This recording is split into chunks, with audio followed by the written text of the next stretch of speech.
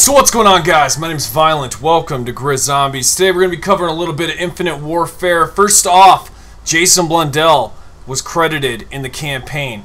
Credit for this find goes over on Reddit to a guy named Warset. Great job, man. Now we all know Jason Blundell has his hands in a little bit of everything. We're going to talk about these weapon leaks now. Credit goes to Lesky13. Great job, man. We do have 3 new weapons that have been leaked, and they are coming forth as we approach the final map pack for Infinite Warfare Zombies DLC 4. Venom X is one of the weapons, believe it or not, that's from Extinction. But we're going to talk first about the TAC Burst, and it's a 3-round burst weapon. We're looking at the auto rifles now because the Spearhead version is what I'm going to be using for the R3K. And this is a 3-round burst, so it's very relatable in the sense that it's going to act the same way. Now, it's going to be a submachine gun, at least that's what the meta says for this leak. If you look at the back end where the mag goes into this weapon, it looks very similar to the Vesper that we know in Black Ops 3. But in Infinite Warfare, we only have one weapon that's a 3-round burst. And as you can see that I'm showing you on the end of this bus, it's the R3K. So, I believe it's going to act very similar. That's the TAC Burst. Let's take a look now at the new LMG that's coming to Infinite Warfare. This thing does look very, very spicy. If you look at it, it almost looks like an assault rifle version or an SMG version of an LMG. It looks pretty tight. This here is called the UNSA, codename Atlas. So I'm not sure if Atlas is going to be its base version, and we'll get different variations as we move forward. But the UNSA is going to be an LMG gun, and we're looking at the Auger right now and the Mauler because they are ballistic. I believe this is going to be a ballistic LMG, and that's why these two are very important. The other ones are energy-based, and so the ballistic versions are what we're going to be paying attention to. The UNSA, which is the Atlas, should fire the same way you're seeing these fire.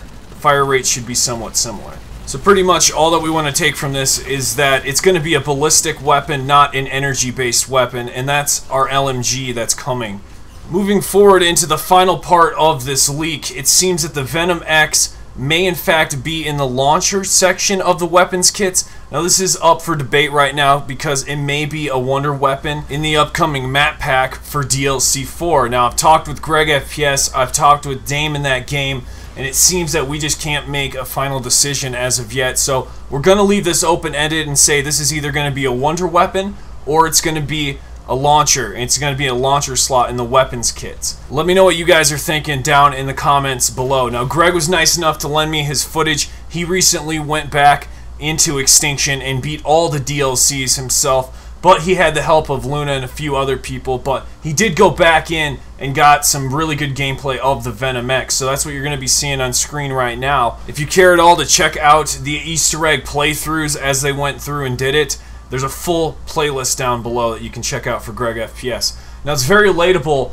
to the P-Law. If you look at this, the burst and the fire and the way it explodes is very similar to the Venom X here. Now the Venom X did have different variations that you could use, and that's not really what we care to pay attention about because that may or may not be a factor in this. But what we do know is that Venom X did have these pouches, these ammo drops that you would pick up.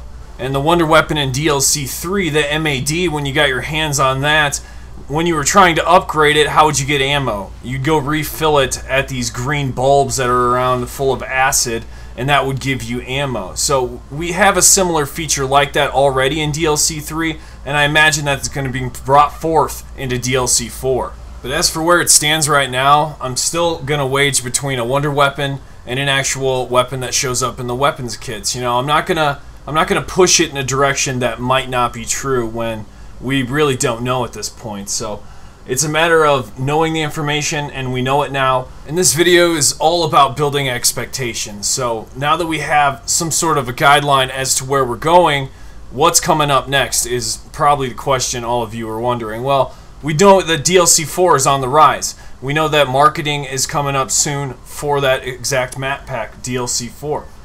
Now the Season Pass owners, as you guys know, you will be getting daily rewards. We've been getting them ever since you logged in. And what's great about Infinite Warfare is that they're introducing daily rewards for their players. So what I really enjoy is every time I log in each day, I'm getting like a free supply drop. I'm getting salvage. I'm getting keys. It's pretty awesome. And one thing that I really have to say is that for daily rewards, Infinity Ward has really hit it on the hammer for the season pass holders.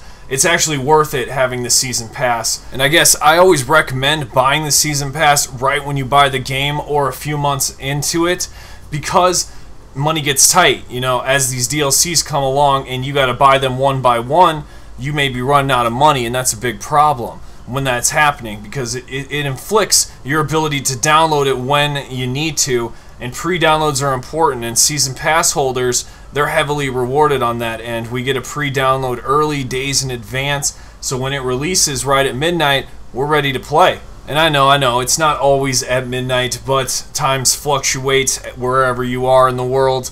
But I just want you to be ready for when World War II comes in, because World War II Zombies is going to be something every single person's going to want to play, especially the DLCs. I mean, my God, we don't even know much about Middleburg right now, but from what we do know and the customization that's coming with headquarters, we're very excited for the next stage in Zombies. Bounties was introduced here with Infinite Warfare, a lot more daily challenges and rewards, not to mention the events that went down. There were a lot more events that happened in Infinite Warfare than there did for Black Ops 3.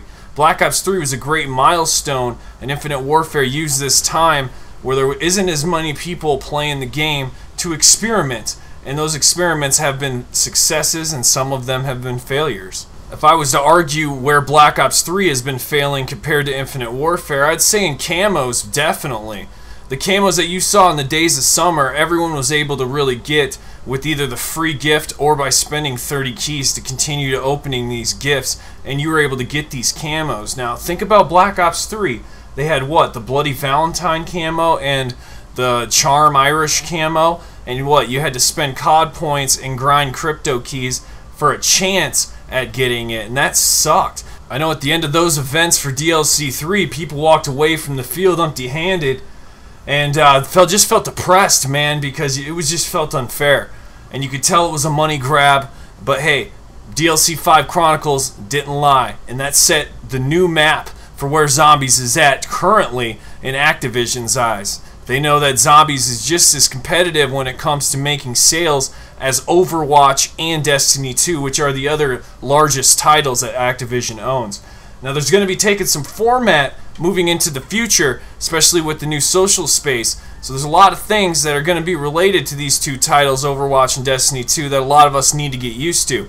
Zombies is getting bigger, and our community is advancing to that next level. I'm here to embrace the future. I want a lot of you guys to do the same, and I'm going to keep you updated on news and patch notes as we move forward into this 2017-2018 season.